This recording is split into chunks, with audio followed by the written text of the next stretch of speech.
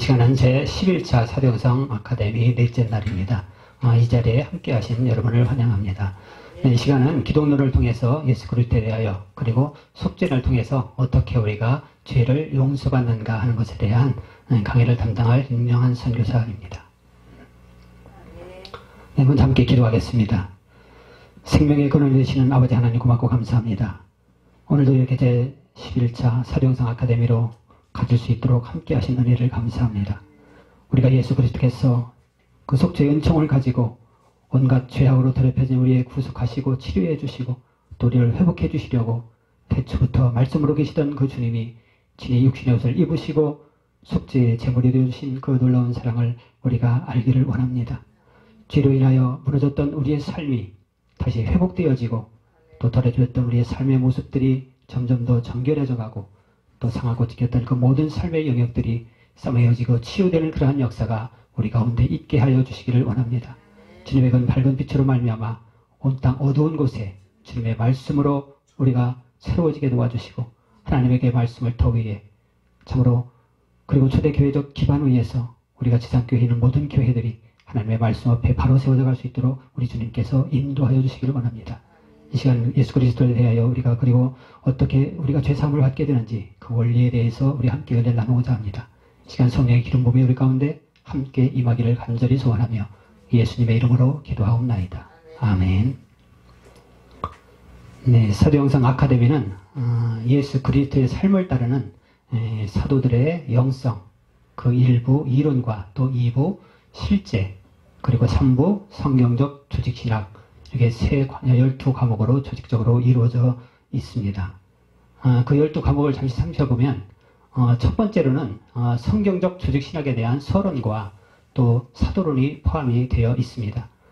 그리고 두 번째로는 신론, 하나님이 과연 누구신가, 하나님이 어떤 분이신가 하는 것이고요. 또 세 번째는 인간과 죄악이란 무엇인가 하는 인재론이 있습니다. 그리고 네 번째는 기독론을 비롯한 죄의 문제를 어떻게 다루는가, 바로 속죄 은총의 원리를 통해서 우리가 어떻게 죄를 용서함 받는가 하는 것에 대해서 나누고요. 또 다섯 번째는 성령과 생명에 대한 우리 성령론이 있습니다. 그리고 여섯 번째는 성경의 흐름에 대한 맥으로 이루어진 성경론이 있고요. 그리고 일곱 번째로는 믿음론으로 믿음에 관한 주제와 그리고 사도들과 또 거룩한 성도들의 삶이 어떠했는가 하는 것을 다루게 됩니다. 그리고 여덟 번째는 구원론, 즉 구원의 서정, 우리가 어떻게 거룩한 성화에 이루어갈 수 있는가 하는 것을 다루고요. 또 아홉 번째로는 교회론으로 교회 시대 이긴 자들에 대한 것을 내용이 있습니다. 열 번째로는 성례전으로 교회 생활과 또 교회의 기능이 어떤 것인가 하는 또 세례와 성찬에 대한 것을 말씀드리고요. 또 11번째는 말세 시대를 살아가는 그런 종말에 대한 이야기를 다루고 있습니다. 그리고 12번째로는 내사론으로서 예수님이 다시 오시게 되면 세상에 종말이 오고 믿는 자들은 영원한 세계로 들어가게 되는데 그 영원한 세계가 어떻게 이루어져 있는지에 대한 것을 우리가 함께 나눌 수가 있게 됩니다. 이렇게 성경적으로 조직화된 내용을 우리가 정확히 알게 되면 바로 성경 66권의 마지막으로 이루어진 바로 요한계시록이죠. 요한계시록의 해석을 성경적 입장에서 우리가 바르게 해석할 수 있다고 하는 것입니다. 그래서 마지막으로 이 요한계시록을 우리가 강의하는 그런 일들이 이루어지게 되는 것입니다. 그래서 오늘 이 시간은 12과목 중에서 네 번째 과목인 바로 이 기독론, 속죄론에 대해서 강의를 하게 됩니다. 먼저 이제 사도영성의 비전을 잠깐 소개해 드리겠습니다. 사도영성은 예수님의 그 재림이 가까워지면서 말세지말의 영성생활을 관심이 많아지면서 우리의 영성생활은 어떠해야 되는지에 대한 것을 우리가 큰 관심이 되고 있는데 이 종교개혁을 시작한 이 루터와 신학을 주장하는 이 루터파 또 종교개혁을 시작한 16세기 칼빈 신학을 주장하는 장로교파와 또 18세기의 웨슬레안 알미늄주의 신학을 주장하는 이 성결교단과 감리교파들 또 20세기 성령의 역사를 주장하는 오순절 신학을 주장하는 신복음 신학들로 이렇게 혼잡한 21세기를 현재 맞이하고 있는 것이 바로 이 시대인 것인 겁니다. 그러나 로마 카톨릭 교회이든 또 개혁교회든 또 성경적 초대 사도들의 영성을 지향할 때 바로 그리스도 예수 안에 있는 생명의 성령배법이 바로 죄와 사망의 법에서 우리를 해방하게 되고 우리가 자유케 될 수 있다고 하는 것을 나누게 되는 것입니다.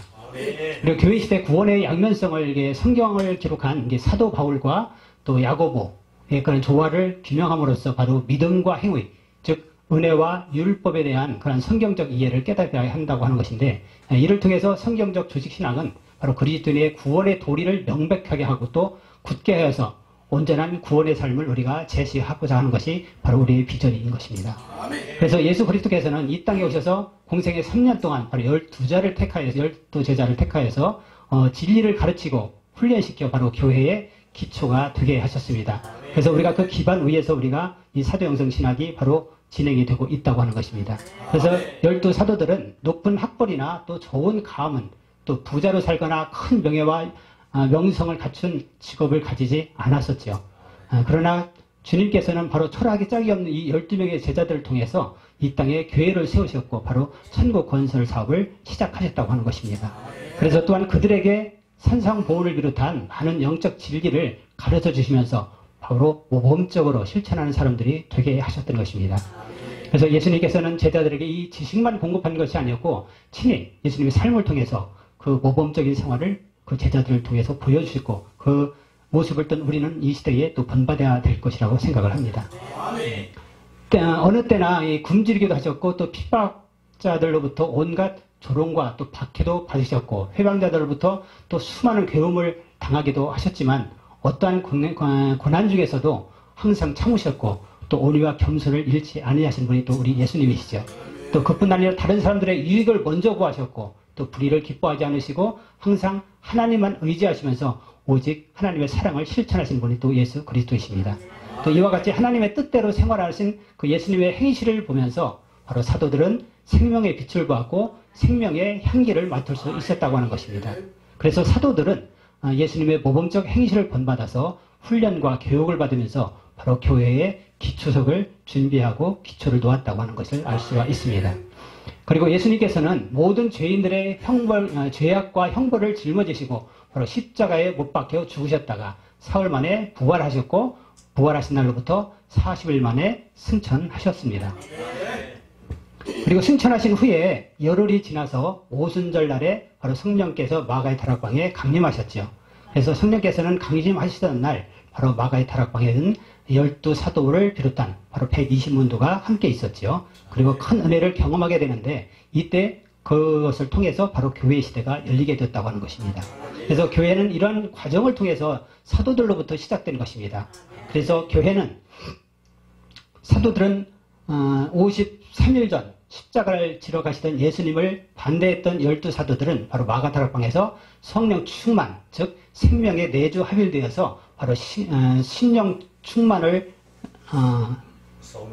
충만을 담대해져서 다락방, 또 오순절, 솔로몬, 회당, 바로 법정에서 예수님은 구약에서 선지자들이 예언하는 그러한 유대인을 구하러 오신 메시아임을 모세와 율법과 또 선지자들의 글을 중심으로 해서 신약 성경은 기록했고 예수님께 받은 바로 밝은 빛에 대한 그런 진리와 빛된 행실을 증거하는 가운데 구원받고 그 빛을 따라 생활하는 바로 성도의 모임이 바로 교회라고 하는 것입니다. 그러므로 교회는 바로 사도 영성을 기초를 두고 율법의 행위와 인보주의, 또 기복신앙, 믿음 만능주의 하면 된다는 잘못된 무당신앙을 회개하고 다시 오시마 약속하신 그 예수님의 재림을 대망하여야 한다고 하는 것입니다. 그래서 성도들은 그 나라와 그의 의를 소망하면서 부패한 이 세상에서 바로 빛과 소금의 역할을 우리가 잘 감당해 나가야 한다는 것이 바로 이 사도 영성의 비전인 것입니다. 네. 그럼 이 시간은 우리가 기독론을 통해서 먼저는 예수 그리스도에 대하여 우리 예수 그리스도가 과연 어떤 분이신가 하는 것과 또 두 번째로는 예수 그리스도를 통해서 어떻게 우리가 죄를 용서받게 되는지 또 속죄 원리를 통해서 우리가 함께 은혜를 나누고자 합니다. 그럼 먼저 예수 그리스도에 대하여 첫 번째 예수 그리스도의 생애는 과연 어떠했는가 하는 것이고요. 또 두 번째는 예수 그리스도에 대한 구체적인 이해, 세 번째는 예수 그리스도가 하신 일은 무엇인가, 바로 예수 그리스도가 어떠한 일을 하셨는가 하는 것을 말씀 나누고요. 또 네 번째는 예수 그리스도는 왜 수난을 당하셨는가 하는 것입니다. 그리고 마지막으로 예수 그리스도는 과연 누구신가 하는 것을 우리가 함께 살펴보기로 하겠습니다. 세상에는 인간이 직면한 죽음의 문제나 또 모든 삶의 고통을 완전히 해결해 줄 수 있다고 하는 그러한 종교들이 많이 있습니다. 또 불교가 있죠. 또 유교도 있고 또 힌두교나 이슬람교 등등 많은 종교들이 있죠. 그러나 이러한 종교들은 죄 아래 머물고 있는 인생들을 진정으로 구원해 주지는 못합니다. 오히려 더 큰 고통과 절망으로 몰아넣고 마는 것이 바로 이 세상 종교인 것입니다. 그래서 결국 지옥으로 끌고 가는 것이 바로 세상 종교라고 하는 것입니다. 그러므로 세상 종교는 결코 어디에 이르지 못할까요? 생명에 이르지 못하는 죽은 종교죠. 진리가 아닌 바로 어둠의 종교라고 하는 것입니다. 사도행전 4장 12절에 보면 다른 이로서는 구원을 얻을 수 없나니 천하 인간의 구원을 얻을 만한 이름을 우리에게 주신 일이 없음이라 이렇게 말씀하고 있습니다. 자, 그렇다면 우리에게 예수 그리스도는 어떤 분이신가 하는 것입니다. 첫 번째로 예수 그리스도의 생애는 어떠하였는가? 예수님의 그 출생 지역은 2000년 전에 지중해 동편의 해변, 그러니까 유대 땅 베들레헴에서 탄생하셨습니다. 그 베들레헴은 어디냐면 예루살렘에서 남방쪽으로 한 13km 정도 지점에 위치한 팔레스타인 지역 그 시대에 속하는 산간 지역에 있습니다. 그래서 예수 그리스도는 동정녀 마리아의 몸에서 성령으로 나셨죠. 이것은 의학적으로는 사실 불가능한 일이지만 하나님께서 인간을 구원하시고자 하는 그런 초자연적인 방법을 사용하셨다고 하는 것입니다. 그때 당시에 유대 지역의 그 나라의 정치적 상황은 바로 로마 제국의 통치를 받는 그러한 식민지로서 로마 군대의 폭정 아래 놓여 있었죠. 그래서 로마 정부는 유대인들로부터 많은 세금을 이렇게 징수하고 또 거두어들이는 그러한 시대였던 것입니다. 그래서 식민지 정책 아래서 그런 사는 나라와 온 국민들이 당하는 그런 모든 고통은 바로 유대인들도 똑같이 겪고 살았다고 하는 것입니다. 예수 그리스도의 성장 과정을 보면 예수님은 유대 나라 베들레헴에서부터 태어나시고 또 나사렛에서 자라나셨죠. 또 예수님은 아버지 요셉과 함께 목수일을 하시면서 바로 생활하셨다고 하는데 바로 그리고 장성에서 공생애를 시작으로 약 3년간 가난한 자 또 병든 자들과 함께 하시며 그들을 고치시고 생명의 이 복음을 전했다고 하는 것입니다. 그래서 사명을 완수하시기까지 유대 나라와 또 갈릴리 또 그리고 사마리아 지방을 두루 다녔지만 다른 나라를 방문하시거나 또 원여행을 하신 적은 없으셨습니다. 두 번째로 예수 그리스도에 대한 구체적인 이해를 보겠습니다. 예수 그리스도란 이름은 바로 두 가지 뜻을 가지고 있습니다. 하나는 구조자, 또 하나는 구원자라는 뜻을 가지고 있습니다. 구조자라고 하는 것은 어떤 국가나 개인이 위기에 처했을 때 거기서 구해낸 사람, 그런 사람들을 가리켜 말하죠. 그리고 구원자라고 하는 것은 죄로 인한 그 속박으로부터 자유롭게 하여 주는 자, 죄값으로 죽을 수밖에 없는 그런 인간을 죄의 속박에서 구원해내서 바로 영생으로 다시 사는 것을 가리키는 말입니다. 그리스도란 말은 바로 메시아라는 말로서 기름 부음을 받았다는 그런 뜻이죠. 또한 그리스도라고 하는 것은 제사장 그리고 왕의 직책을 수행하기 위해서 택함을 받은 것입니다. 그래서 예수님의 인간의 몸을 입고 나셨지만 그것만은 다가 아니라고 하는 거죠. 그렇다면 예수님은 어떤 분이셨을까요? 그래서 예수 그리스도는 신성과 인성을 두 가지 본성을 다 가지고 계셨습니다. 이때 예수님에 대한 인성 문제가 발생하는데 예수님은 죄가 있느냐 하는 그런 문제인 것인데 죄는 없으시죠. 왜요? 남자의 전자로부터 오지 않고 성령으로 잉태되셨기 때문에 원죄 자체가 없으신 분이 바로 우리 예수님이라고 하는 것입니다. 그리고 예수님의 신성에 대한 성경적 그런 증명은 바로 예수가 하나님이라고 하는 것에 대한 성경적인 증명을 뜻하고 있습니다. 그러니까 그리스도가 하나님이라고 하는 것은 바로 구약의 메시아에 대한 그런 예언을 포함하고 있습니다. 구약과 신약 시대 전체가 그것을 증거하고 있다는 사실을 우리가 알 수 있는 것이죠. 그 중에 직접적인 증거로 설명하는 것이 바로 요한복음이며 바로 예수가 바로 신이라고 하는 것을 증명하고 있는 것입니다. 예수 그리스도는 하나님의 본체로서 그리고 계시체로서 인간의 몸을 입고 오셨습니다. 이 계시체라고 하는 것은 성령의 계시적 말씀이 바로 생명인 영으로 다가온다는 말이죠. 그리고 본체는 하나님의 형상입니다. 본체의 본성은 본질적으로 또 근본적으로 하나님이라고 하시는 것이죠. 그래서 예수가 하나님이라고 하는 사실이 증명이 안 되면 바로 그리스도의 확증도 안 될 뿐더러 영원하신 하나님에 대한 그런 확증도 할 수 없는 그런 중요한 단서가 되기 때문인 것입니다. 그래서 예수를 절대적인 신이며 완전한 인간이라고 우리가 부르죠. 그래서 요한복음의 중요성이 여기에 나타나게 된다고 하는 것입니다. 바로 예수 그리스도는 그는 바로 신이다. 그렇게 증거하고 있는 것입니다. 요한복음 1장에서 무슨 말씀이 나옵니까? 태초에 말씀이 계시니라. 이 말씀이 하나님과 함께 계셨으니 이 말씀은 곧 하나님이시니라. 네, 태초라는 말은 히브리어로 베레시트라는 말인데 이 영혼의 한 시점에서 하나님의 창조와 함께 시작된 시간의 출발점을 가리킵니다. 즉 창조의 영원한 상태를 가리키는데 예수님께서는 창조 이전에 하나님과 말씀으로 함께 계셨죠. 그죠? 그래서 태초라는 말은 바로 시간세계 이전 영원 자존을 말합니다. 영원 자존은 영원히 스스로 존재하는 그러한 분이라는 것이죠. 인간으로 오신 것을 우리 마태, 마가, 누가가 설명을 했죠. 그 인간의 몸을 입고 온 그 이 계시적 계시체로서 인간의 몸을 입고 오신 이 예수는 바로 사실은 누구예요? 하나님이시죠. 네. 그래서 예수님은 본질적으로 하나님이시다 하는 것입니다. 네, 그러면 예수님은 태초에 어떻게 존재하셨나요? 말씀으로 존재했죠. 네, 이 말씀이 곧 육신을 입고 우리 가운데 나타나셨습니다. 그분이 누구예요? 예수님이시죠. 그래서 요한복음은 바로 예수가 바로 신이라고 하는 것을 설명해주고 있는 것입니다. 예수 그리스도는 태초에 말씀으로 존재했습니다. 예수가 신이라는 것, 그리고 하나님과 동등된 그러한 신성을 가지고 계신 하나님이라는 것, 그래서 육신의 몸을 입고 온 이분이 태초부터 계신 하나님이라고 하는 것을 어떻게 우리가 알 수 있는가? 그 태초의 하나님은 말씀으로 존재했다고 그랬죠. 그는 누구예요? 창조주시죠. 그죠? 또 생명이시죠. 생명의 근원이시고 또 빛이십니다. 예. 그래서 말씀이신 예수님은 계시체로서 바로 육신을 입고 오셨고 그 예수님은 물질 세계를 만드신 주체이시고 또 생명의 근원이 되시죠. 빛의 근원도 되시는 분이죠. 그가 바로 예수 그리스도다 하시는 겁니다. 그리고 마지막으로는 뭐예요? 부활체를 입으셨죠. 네.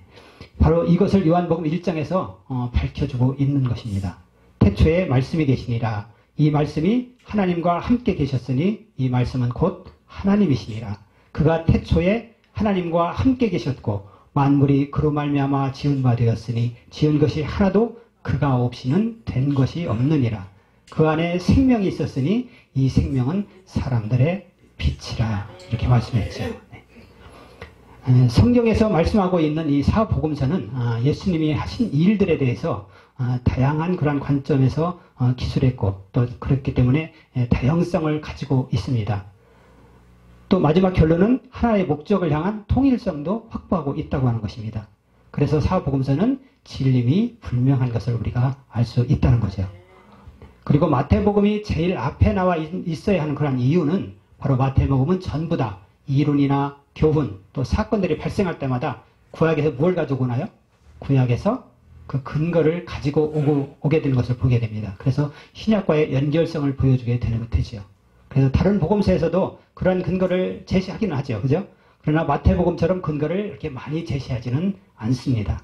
그래서 마태복음은 예수님의 잉태도 또 예수님의 족보도 그래 출생도 그리고 어릴 때 애국으로 피난 갔다가 또 나사렛으로 다시 돌아오는 것 그의 모든 과정 그리고 율법을 해석하는 등등 모든 것을 구약에서 그 근거를 가지고 인용해 주는 것을 우리가 볼 수가 있는 것입니다. 구약의 근거를 계속 가지고 오는 이유는 뭐예요? 마태복음이 바로 구약과 신약의 그런 중심 가교 역할을 하면서 바로 언약과 성취를 이루어가고 있기 때문입니다.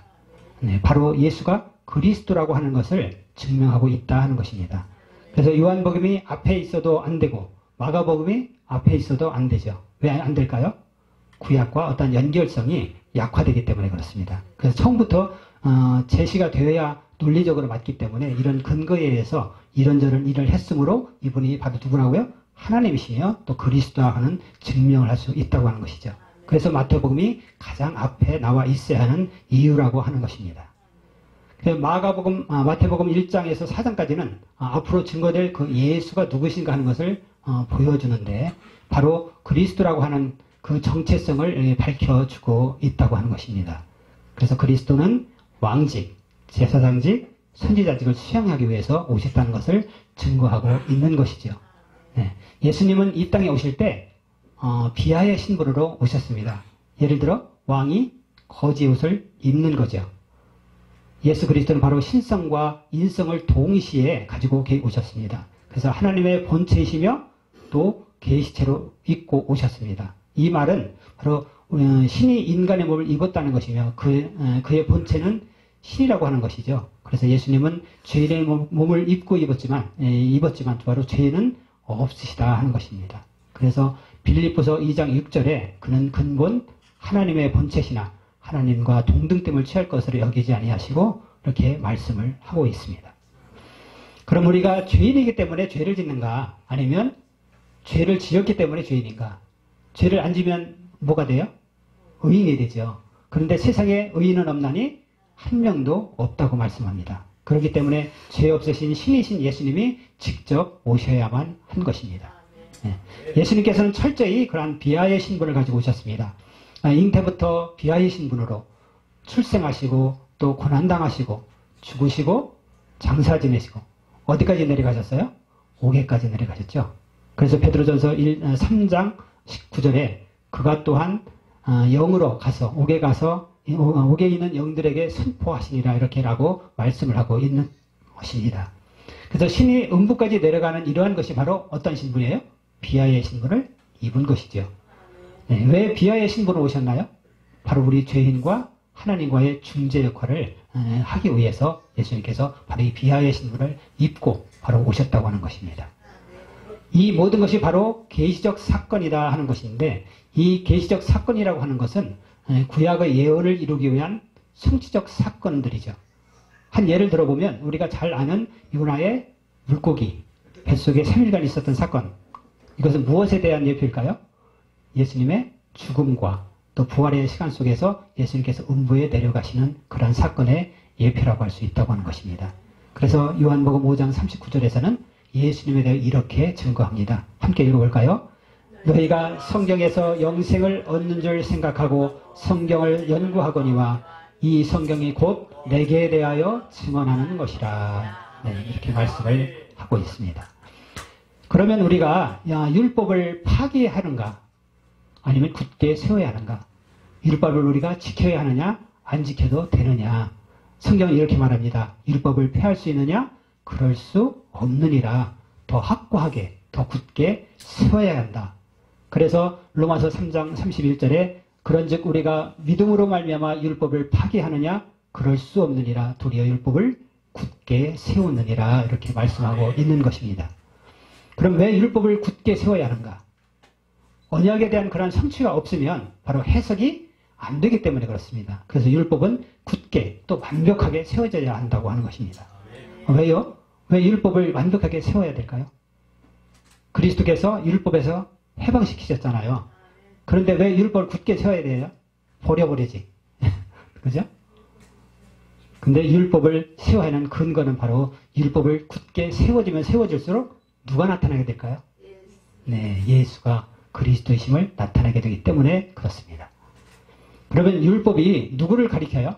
예수 그리스도를 가리키죠. 그래서 율법이 죄를 깨닫게 하는 것은 맞죠. 그죠? 그런데 율법은 내게 대하여 증거한 것이다 라고 이렇게 말씀을 하고 계시기 때문입니다. 그래서 율법은 그리스도에 대한 확고한 그런 확증적 증거를 갖기 위해서 굳게 세워져야 한다는 것입니다.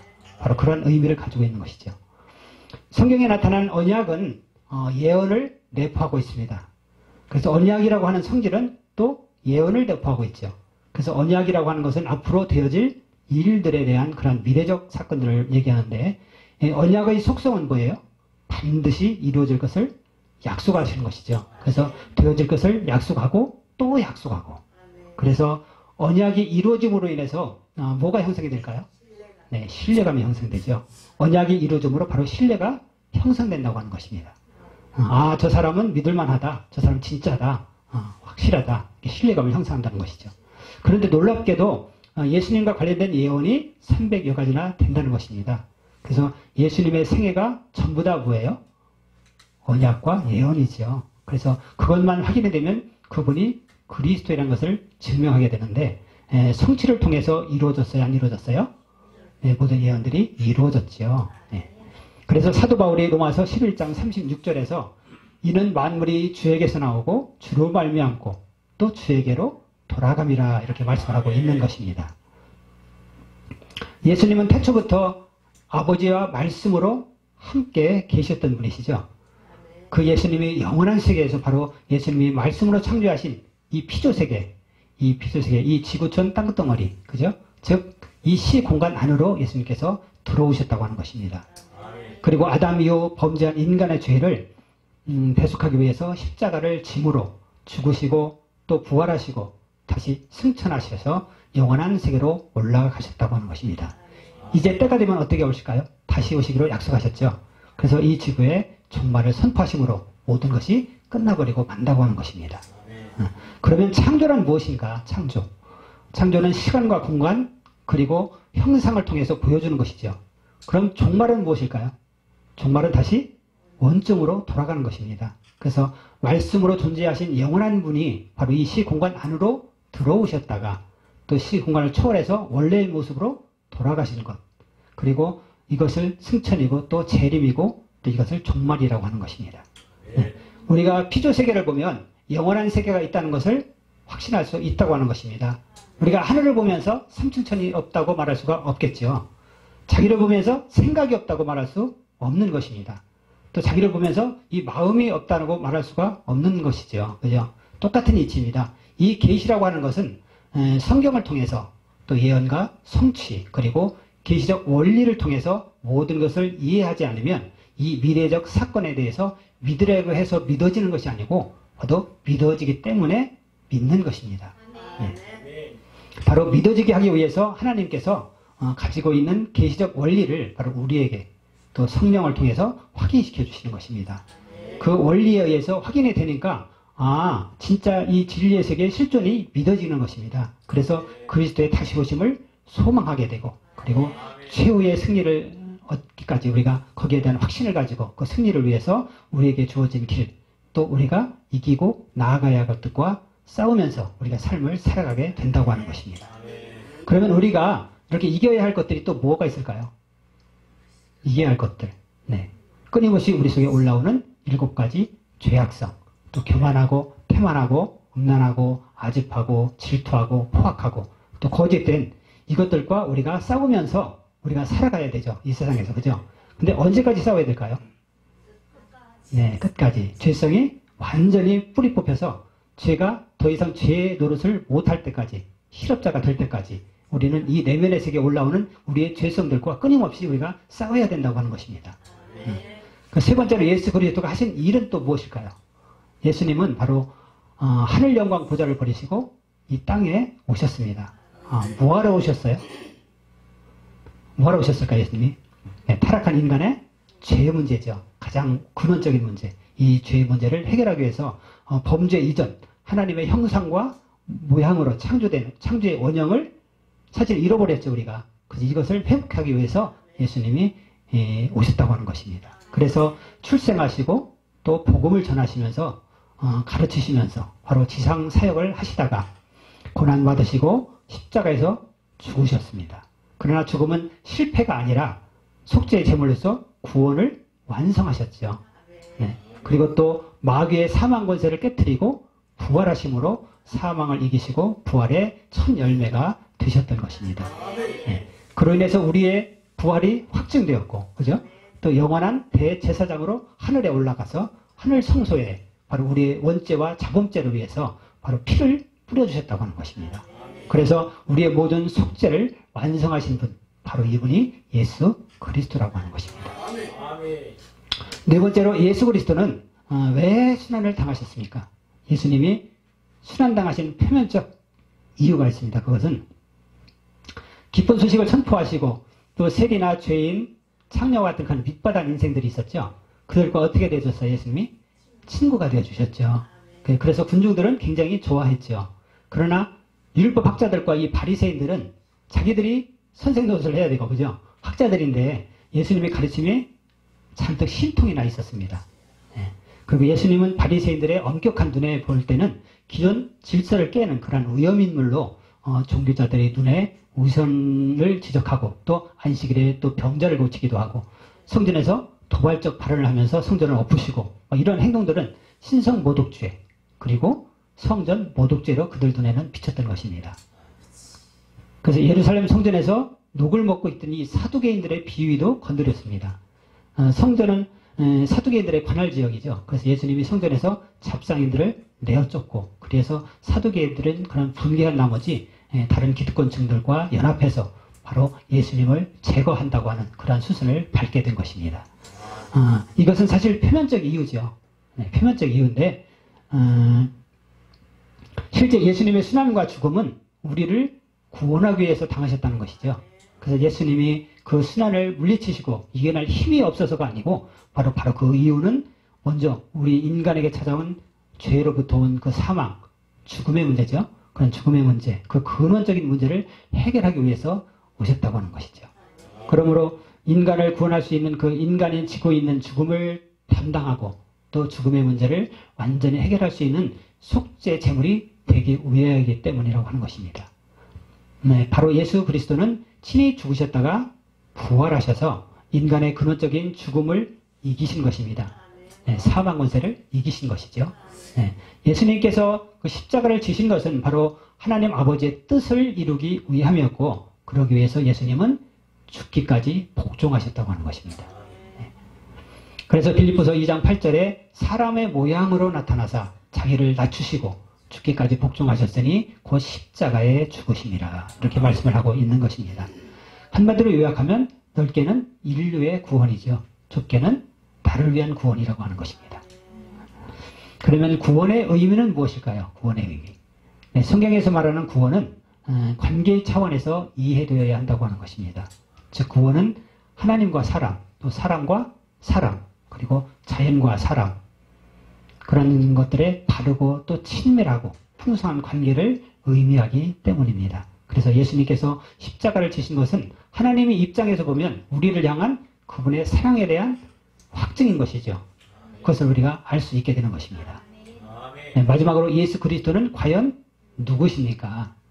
첫째, 예수 그리스도는 근본 하나님과 동등한 그런 본체이시고 그분은 태초에 천지를 창조하신 분이시죠.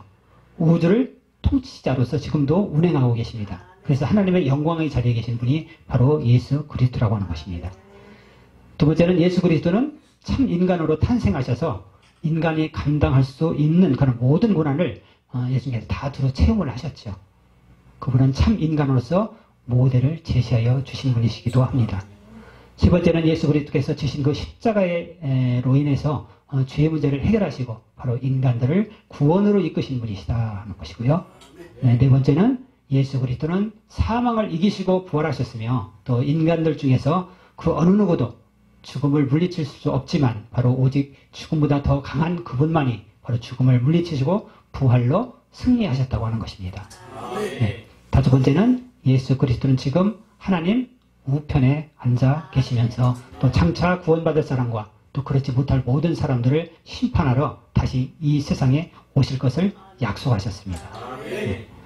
바로 예수 그리스도는 우리들에게 영원한 소망의 근거가 되십니다. 우리 모두 주님만을 소망을 삼고 또 주님만을 찬양하고 높여드리는 우리의 삶이 되었으면 좋겠습니다. 이것으로 예수 그리스도가 누구신가 하는 것에 대한 것은 마치고요. 우리가 잠시 쉬었다가 속죄 은총의 원리를 또 함께 살펴보도록 하겠습니다. 네, 감사합니다.